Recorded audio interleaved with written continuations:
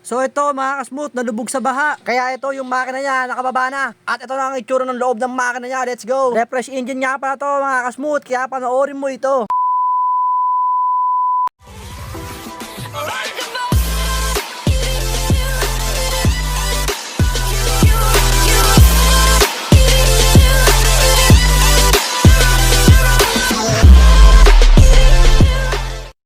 Okay, welcome back mga kasmooth. Isa na namang home service ang naganap dito lang doon sa may Valenzuela City. Kaya nga pala tayo nandito mga kasmooth kasi aayusin na naman natin itong Choy Noro na nalubog sa baha. Refresh engine nga pala agad yung pinagawa sa akin dito ni Madam. Kaya ibababa na itong makina mga kasmooth. Saka mas maganda refresh engine na talaga kasi na-stock nga pala to mga kasmooth. Hindi kasi ito umaandar kaya ayan, bibiyakin na natin. Hindi ko na nga pala patatagalin to mga kasmooth. Kaya ibababa ko na to kaagad. Kaya ano pa to mga kasmooth, let's go!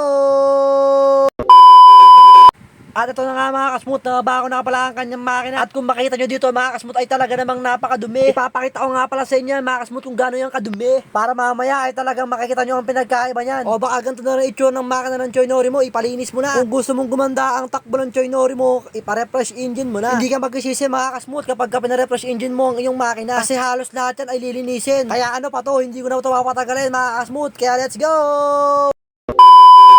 At ito na nga mga kasmooth, nabaklas ko na nga pala yung buong makina ni Madam. At ito mga kasmooth, ipapakita ko nga pala sa inyo kung gaano kadumi lahat yan. Okay ito, papakita ko na sa inyo ang panggilid niya. Ay talaga namang napakadumi talaga. Kaya sigurado papalaban tayo ito mga kasmooth. At ito pa mga kasmooth, kinakalawang na lahat yung mga nasa panggilid niya. Kaya ano pa to mga kasmooth, nilinisin nga pala ito ng maigi para sulot na sulot ang bayad ni Madam. Ito nga pala yung Choy Nori ni Madam oh. Sobrang smooth ng itsura, may basket pa. Kaya hindi ko na papatagalin to mga kasmooth. Lilinisin nga ito ng pulido. Let's go!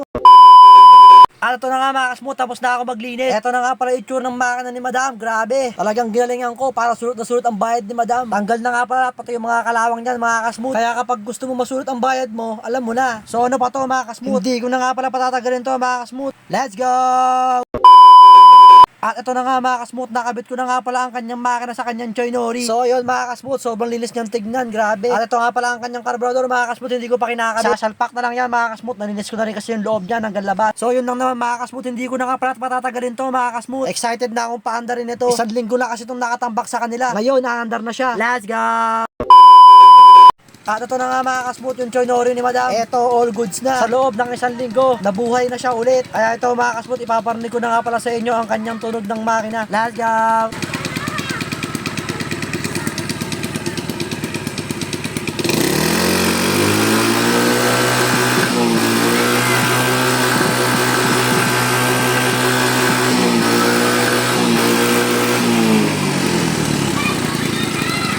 Grabe naman yun. At para sa magpapagawa nga pala dyan mga kasmooth, nilagay ko na po sa screen. Kaya kung nagustuhan mo ang video na to, palike and share naman mga kasmooth. Montage! My goodies, not my goodies. Hot than a nasty girl, nasty. Hot than a nasty girl, nasty. Right now, lick it good. Suck this just like you should. My neck, my back, lick my